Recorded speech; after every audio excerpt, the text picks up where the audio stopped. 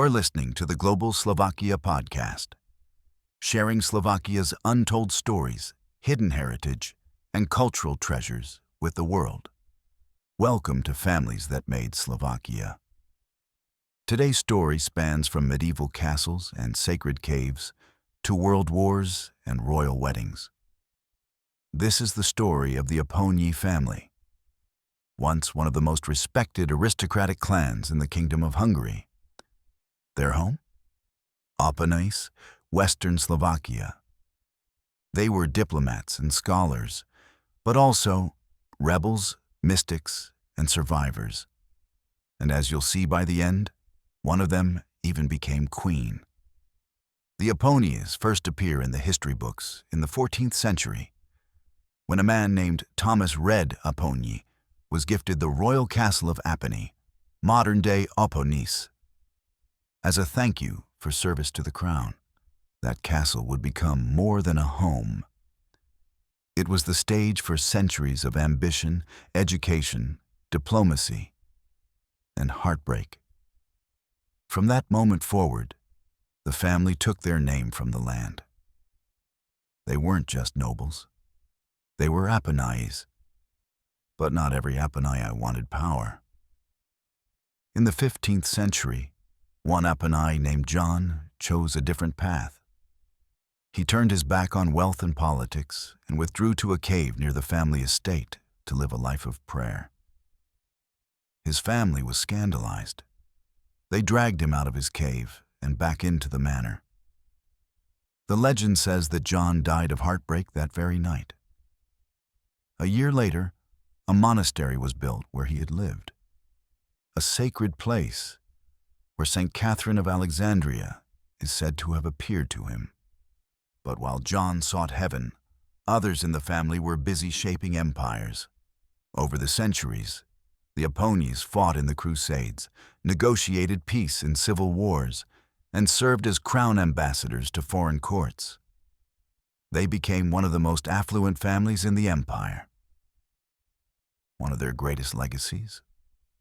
The Apponian Library.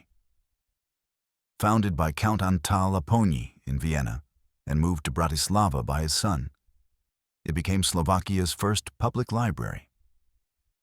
By the 19th century, the library held over 30,000 rare volumes and manuscripts. Today, what's left of the collection survives in Appony's restored chateau. It is a jewel of intellectual heritage. But not every chapter of the Apponyi story is one of light. Count Albert Apponyi, perhaps the family's most famous statesman, reformed Hungary's education system. But for many Slovaks, his legacy is painful. Albert promoted policies that suppressed Slovak schools and enforced Magyarization, turning Slovak children into Hungarian speakers, erasing culture through the classroom. Still, the Apponyi manor was a place of global connections. Guests included U.S. President Theodore Roosevelt, an Indian Maharaja, and even millionaire Thomas Cordeza, shortly before he boarded the Titanic. After World War I, Hungary stood on the losing side. Albert Apponyi was sent to the Paris Peace Conference to plead for his homeland's survival. But the Treaty of Trianon was merciless. Hungary lost 2/3 of its territory. Borders were redrawn, villages and castles were suddenly under foreign flags. The kingdom was no more, and the Apponyi legacy began to unravel. The family sold off estates, including their palace in Budapest, to pay off crushing debts. Their aristocratic world, built over centuries, was ending. And just when it seemed their name would fade, a woman changed everything.